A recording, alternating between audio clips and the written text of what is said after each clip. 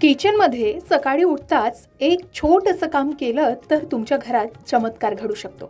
होय, हा उपाय केवळ धार्मिक नाही तर घराची नकारात्मक ऊर्जा दूर करून सकारात्मकता वाढवणारा आहे. या उपायामुळे घरात सुख समृद्धी, भरभराट आणि शांती नांदण्यास मदत मिळेल. माता लक्ष्मीची कृपा घरावर कायम राहील आणि देवी लक्ष्मी ही स्थिर राहण्यास मदत होईल. आणि सर्वात महत्त्वाचं म्हणजे या उपायानं देवी अन्नपूर्णेचा वास तुमच्या घरात कायम राहील आणि घरात कधीही अन्नाची कमतरता भासणार नाही. हा उपाय नेमका काय आहे, तो कधी करावा, कसा करावा, चला सविस्तर जाणून घेऊया. वास्तुशास्त्रानुसार किचन हे घरातील अग्नितत्वाचं प्रमुख स्थान असतं, जे आरोग्य, संपत्ती आणि कौटुंबिक सुखासाठी जोडलं जातं. सकाळी उठताच किचनमध्ये हे उपाय किंवा सवयी आवर्जून कराव्यात. त्यामुळे नकारात्मक ऊर्जा दूर होईल, सकारात्मकता वाढेल आणि दिवसभर आपल्याला चांगले परिणाम सुद्धा दिसू लागतील. तर सर्वात आधी काय करायचंय, तर सकाळी उठल्याबरोबरच किचनमध्ये जावं आणि प्रवेश करताना ओम अग्नेय नमः किंवा ओम सूर्याय नमः म्हणून छोटीशी प्रार्थना करावी. हा सर्वात सोपा आणि अतिरिक्त वास्तू उपाय आहे, जो सकाळी उठताच किचनमध्ये करावा. तर त्यासाठी काय करावं, सकाळी उठल्याबरोबर किचनमध्ये जावं आणि प्रवेश करताच ओम अग्नेय नमः किंवा ओम सूर्याय नमः असं म्हणत छोटीशी प्रार्थना करावी. हे रोज केल्यानं किचनमध्ये अग्नितत्व संतुलित राहतं असं म्हणतात. घरात सकारात्मक वातावरण तयार होतं, आरोग्य चांगलं राहतं आणि आर्थिक शिवाय कौटुंबिक समस्याही कमी होतात असं सांगितलं जातं. त्याचबरोबर स्वयंपाक सुरू करण्यापूर्वी आणखी एक छोटीशी कृती करावी, ज्यामुळे आजारपण आणि आर्थिक समस्येतून आपल्याला मुक्ती मिळण्यास मदत होईल. कारण अनेक घरात आजारपण निघण्याचं काही नाव घेत नाही, त्यामुळे पुष्कळ पैसाही खर्च होतो. त्यासाठी ज्योतिषशास्त्राने सांगितलेला हा छोटासा उपाय रोज करावा. कारण घरात एखादी व्यक्ती जरी आजारी असली तरी पूर्ण घराला आजारपण येतं. अशा परिस्थितीत घरातलं चैतन्य हरवल्यासारखं वाटतं. औषधोपचारात पैसा खर्च होतो, तो वेगळाच. त्यासाठीच ज्योतिषशास्त्राने असा प्रभावी उपाय सुचवला आहे.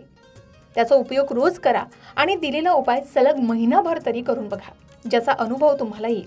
हा उपाय सलग महिनाभर केल्यानं घरातील आजारपण दूर होण्यास मदत होते असं म्हणतात. तर यासाठी रोज सकाळी आपल्या किचनमधल्या शेगडीखाली 2 बोट रांगोळी काढावी.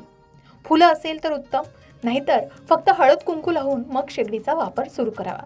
तसेच गॅस शेगडी सुरू करण्याआधी तिला मनोभावे नमस्कार करावा आणि मगच शेगडीचा वापर सुरू करावा. आता हा उपाय कशासाठी, तर शेगडीचा संबंध थेट अग्नीशी आहे. अग्नी शांत असेल तर त्यावर केलेला स्वयंपाक हा आरोग्यासाठी पोषक ठरतो, बाधत नाही आणि ते अन्न खाल्ल्यामुळे आरोग्यही चांगलं राहतं. म्हणून रोज शेगडीची पूजा करून वापर सुरू करावा. तसेच स्वयंपाकात पोळी, भाजी किंवा तत्सम पदार्थ केल्यावर त्याचा एक घास नैवेद्य म्हणून शेगडीवर ठेवावा. यामुळे अग्नी तृप्त होतो आणि पर्यायानं आरोग्यही चांगलं राहतं. शिवाय आर्थिक नुकसान सुद्धा टळतं. आता बऱ्याचदा लहानपणापासून आपण आपल्या आई आजींना हे उपाय करताना, शेगडीची पूजा करताना, चूल सारवून रांगोळी काढताना आपण पाहिलं किंवा ऐकलं असेल. या छोट्याशा उपचारामुळे त्या काळात घरात आजाराचे प्रमाण कमी होते. आता काल ओघात आधुनिक किचन करण्याच्या नादात आपण त्या प्रथा परंपरांना तिलांजली दिली आणि रोगराई ओढवून घेतली. म्हणून पुन्हा नव्याने त्या उपायांचा वापर करून आपण आपलं आरोग्य नक्कीच सांभाळू शकता. शिवाय वास्तुशास्त्रात सांगितलंय की सकाळी उठल्याबरोबर लगेच स्वयंपाकघरातील रात्रीची घाणेरडी भांडी सिंकमध्ये दिसणं अशुभ मानलं जातं. यामुळे नकारात्मक ऊर्जा किंवा अलक्ष्मी घरात येते, आरोग्य आणि आर्थिक अडचणी येऊ शकतात. म्हणून यासाठी उपाय म्हणजे रात्रीच सर्व भांडी धुवून सिंक आणि काउंटर स्वच्छ करून सोडावा. सकाळी उठल्याबरोबर किचनमध्ये जाण्यापूर्वी मुख्य दरवाजाकडे किंवा पूजा घराकडे पाहावं आणि किचनमध्ये प्रवेश करताच प्रार्थना करावी. आधी सांगितल्याप्रमाणे ओम सूर्याय नमः किंवा ओम अग्नेय नमः या मंत्राचा जप करून छोटीशी प्रार्थना करावी. त्यानंतर किचनच्या खिडक्या उघडाव्या, जेणेकरून सकाळचा सूर्यप्रकाश किचनमध्ये येऊन जंतू नष्ट होतील आणि सकारात्मक ऊर्जाही वाढेल. हे रोज केल्यानं किचनमध्ये अग्नितत्व संतुलित राहण्यास नक्कीच मदत मिळते. घरात सकारात्मक वातावरण तयार होतं, आरोग्यही चांगलं राहतं. शिवाय आर्थिक कौटुंबिक समस्या कमी होतात. हे उपाय नियमित केल्याने वास्तुदोषाचे प्रभावही कमी होऊ शकतात आणि घरात सुखसमृद्धी येण्यास नक्कीच मदत मिळू शकते. एवढंच नाही तर स्वयंपाक करताना आपण अन्नपूर्णा देवीला स्मरण करून स्वयंपाकाला सुरुवात केली तर यामुळे सुद्धा देवी अन्नपूर्णेचा कायम आपल्या घरामध्ये वास राहतो असं म्हटलं जातं.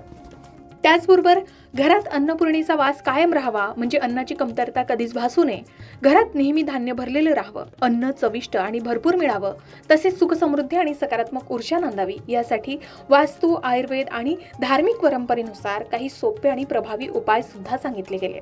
हे उपाय नियमित केल्यानं देवी अन्नपूर्णा प्रसन्न होते आणि घरात अन्नधान्याची समृद्धी येते.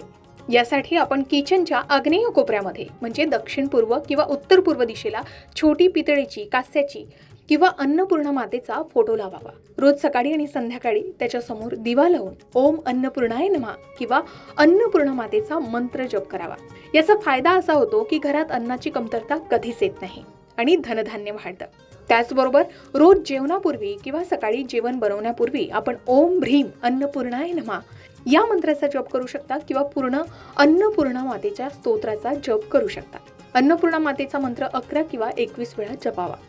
जेवण घेताना सुद्धा अन्नपूर्णे सदापूर्णे असा छोटा मंत्र म्हणून अन्न ग्रहण करावं. त्याचबरोबर किचनमध्ये तुळस किंवा हिरवी पानं ठेवावीत. सकाळी किचनमध्ये धूप दिवा लावावा. पाण्याचे भांडे नेहमी भरलेले ठेवावे. घरात हळद कुंकू लावून पूजा करावी. हे उपाय अगदी साधे सोपे आहे, पण ते नियमित केल्यानं 1-2 महिन्यातच घरात सकारात्मक बदल तुम्हाला नक्की जाणवेल. अन्न चांगलं मिळेल, आरोग्य सुधारेल आणि मनही शांत राहील. तर तुमच्या किचनमध्ये अन्नपूर्णा देवीचं चित्र आहे का? आणि तुम्ही सकाळी उठताच कोणते प्रभावी उपाय करता आणि त्याचे तुम्हाला काय अनुभव आलेत? कमेंट करून नक्की सांगा. अशाच प्रकारे सण, उत्सव, व्रतवैकल्य, उपासना, पूजाविधी या संबंधित आणखी काही माहिती हवी असेल किंवा वास्तुशास्त्र, अंकशास्त्र, ज्योतिषशास्त्र या विषयावर तुमच्या मनात काही शंका असतील तर त्या कमेंट बॉक्समध्ये नक्की विचारा. तसेच तुम्हाला आणखी कोणत्या विषयांवरचे व्हिडिओ ऐकायला आवडतील हेही आम्हाला कमेंट करून जरूर कळवा. या सर्व विषयांवर योग्य आणि संपूर्ण मार्गदर्शन तुमच्यापर्यंत पोहोचवण्याचा आमचा हा प्रयत्न नेहमीच राहील, म्हणून कमेंट करायला विसरू नका. अशाच प्रकारच्या माहितीपूर्ण व्हिडिओसाठी लोकमत भक्ती चॅनलला नक्की सबस्क्राईब करा आणि बेल आयकॉनला क्लिक करा, म्हणजे आमच्या नवनवीन व्हिडिओचं नोटिफिकेशन तुम्हाला मिळत राहील.